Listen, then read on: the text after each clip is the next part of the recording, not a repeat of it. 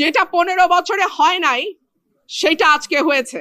Almost আমার গায়ে ধাক্কা দিয়ে আমাকে ফেলে দেওয়ার চেষ্টা হয়েছে। যেই বিএনপির নেতা কর্মীদের জন্য গত 15 বছর লড়াই করলাম, তারা আমাকে এখন ধাক্কা দেয়। তো ঠিক আছে, ধাক্কার বদলে তো ধাক্কা আসবেই, তাই না? সেটাই হয়েছে। আমি অ্যাকচুয়ালি সত্যিটা বলতে গিয়ে আমাকে প্রায় মেরে ফেলার মতো একটা অ্যাটাক করা হয়েছে। আর যদি উনি না থাকতেন কিংবা আমার ভাই শুভ না থাকতেন তাহলে হয়তোবা ওনারা আমাকে মেরেই ফেলতেন, এরকম একটা অবস্থা হয়েছে। আপনারা তো সবকিছু দেখছেনই, অথচ আমার দোষ ছিল, আমি সত্যিটা বলতে গেছি। নির্বাচনের আগে একটা সীমানা নিয়ে যদি এইরকম আচরণ আমরা দেখি নিজের দলের মধ্যে, হু নোজ নির্বাচনে কি হবে।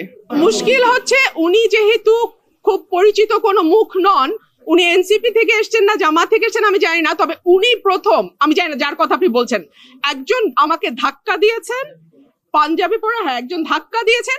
তারপরে আমার লোক তো বসে থাকবেন, আমি তো একজন মহিলা, এবং পরে যখন আমার লোকজনকে মারধর করেছে আমার লোকজন জবাব দিয়েছে। সিম্পল।